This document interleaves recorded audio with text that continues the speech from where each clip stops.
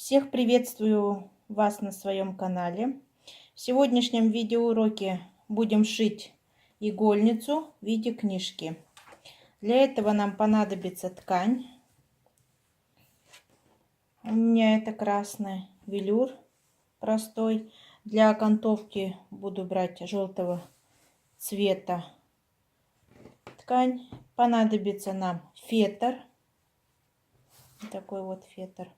Для украшения своей книжки игольницы хочу использовать что-нибудь вот из этих орнаментов. У меня были.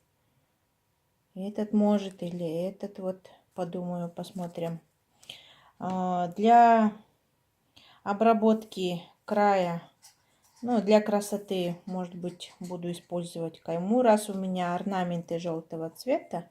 И эта кайма как раз будет тоже подходить желтого цвета. Ну, будем приступать к работе. Красной ткани двойным я вырезала размером 26,5 примерно на 15. Еще к нему я сделаю кармашки. Длина та же, высота будет где-то 10-9 сантиметров будет достаточно. Прошью на машинке, уберу лишние ткани по краям. Фетр вырезала размером 21,5 на 13. Таких 2 штуки. Ну, получается 4 страницы. 4 листа будет достаточно. После того, когда я здесь прошью, я потом края буду окантовывать желтой тканью. Так, вот я прошила. Не стала я окантовывать желтым материалом, а сразу пустила кайму. И также я решила, что моя книжка-игольница будет закрываться на липучку. Вы можете сделать на пуговицу, на заклепки. Ваше желание. Это вот кармашек.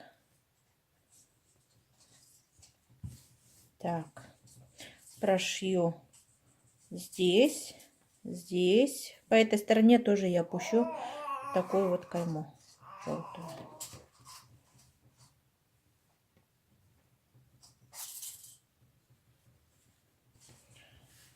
Ну вот наша игольница, книжка почти уже готова. Вот здесь у нас кармашки. На этой стороне 2 кармашка прошила здесь и здесь. 2 кармашка здесь. Вот закрывается на липучку. Осталось мне приутюжить сюда орнамент. Ну и сюда вшить фетр. И наша книжка готова почти.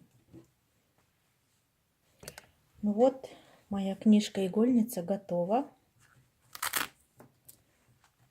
Теперь все мои иголочки, булавки будут на месте.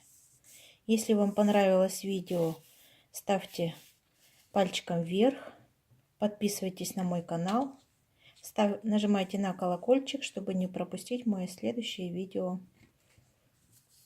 Пока-пока.